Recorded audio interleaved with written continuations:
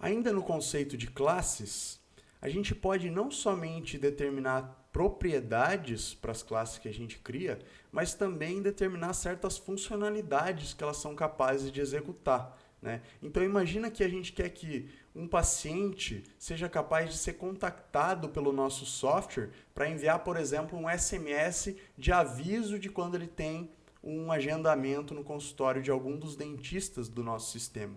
A gente pode fazer isso através de uma função dentro desse paciente, tá? Dentro dessa classe patient, ok? Então, entre as chaves dessa classe patient, a gente vai criar uma nova função, tá? E como a gente cria uma função dentro de uma classe? Da mesma maneira que a gente cria uma função fora de uma classe, idêntico, ok? Então a gente vai primeiro determinar o tipo de retorno, nesse caso dessa função vai ser void, depois o nome dessa função que a gente vai chamar de send SMS, ou em português, enviar SMS, tá? Abre e fecha parênteses, abre e fecha chaves e dá um enter entre elas para organizar o código, beleza?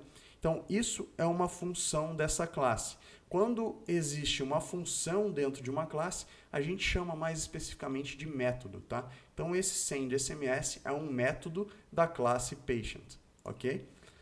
E o que a gente precisa fazer para realmente enviar um SMS?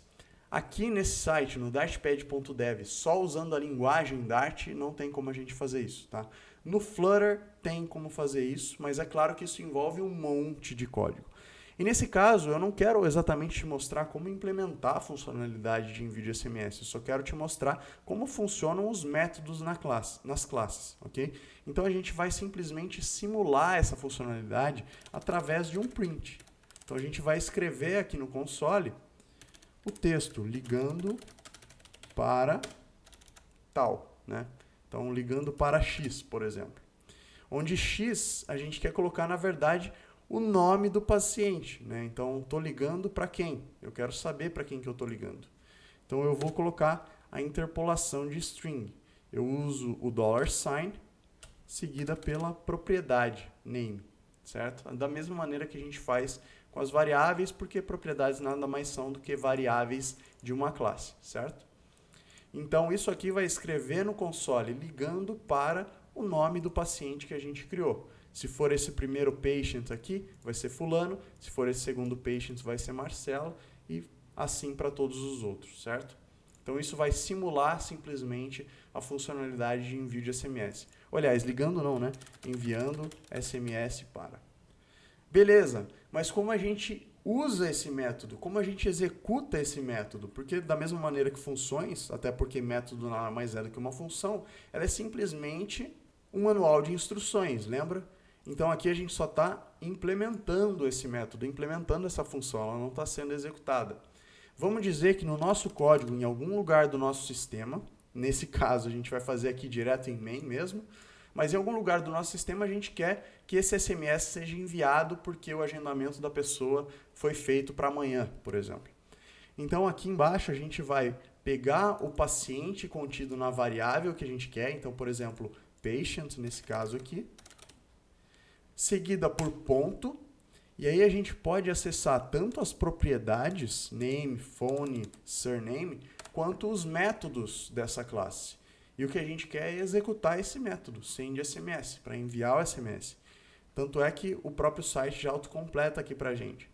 Eu posso simplesmente apertar Enter ou eu posso digitar manualmente. Tá? Eu vou digitar manualmente só para você ver. Então, send SMS, abre e fecha parênteses e ponto e vírgula para finalizar a linha de código.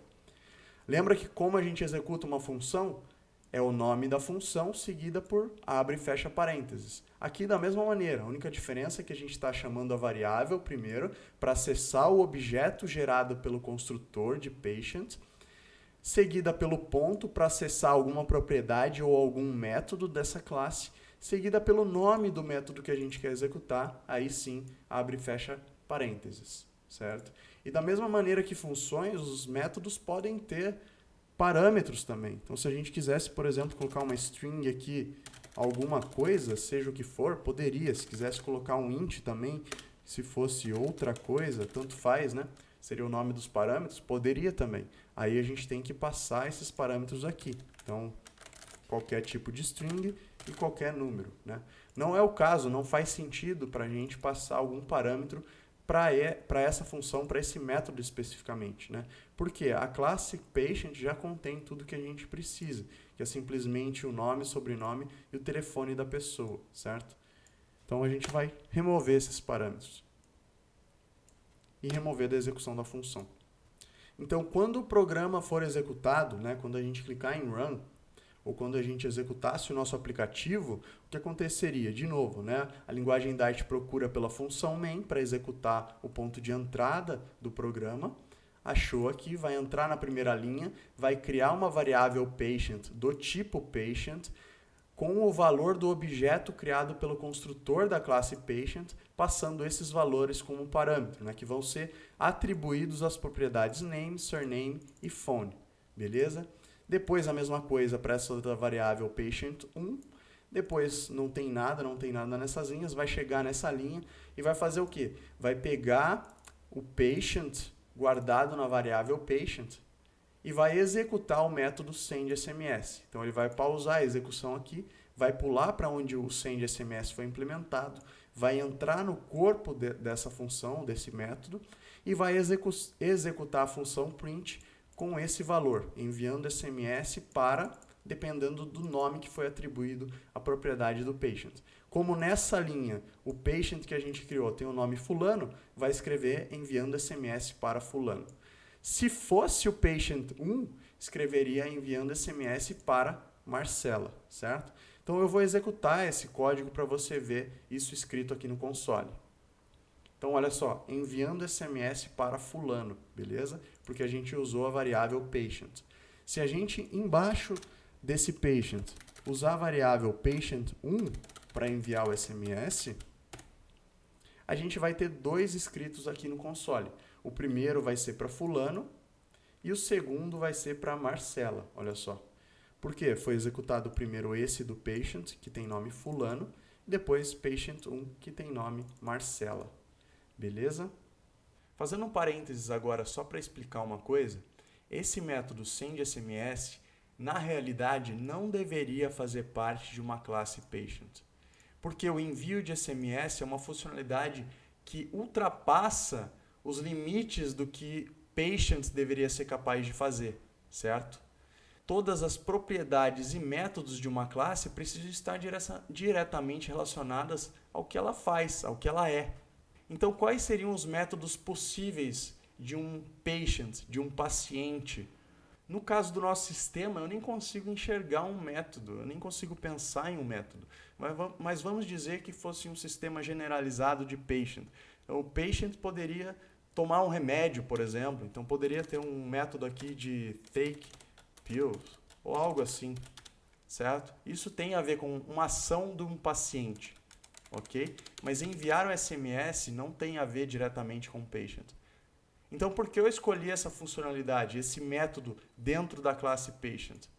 Para ficar fácil de você entender o que é um método, para ficar fácil de você visualizar uma funcionalidade de um método dentro de um sistema e para criar a base necessária para eu explicar os próximos tópicos nos próximos vídeos, beleza?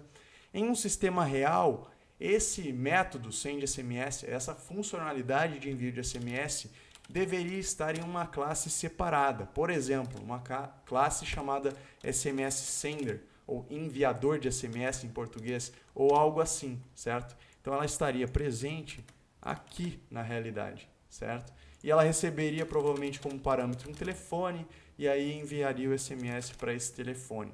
E talvez também um outro parâmetro, string, com o texto a ser enviado por SMS para esse telefone.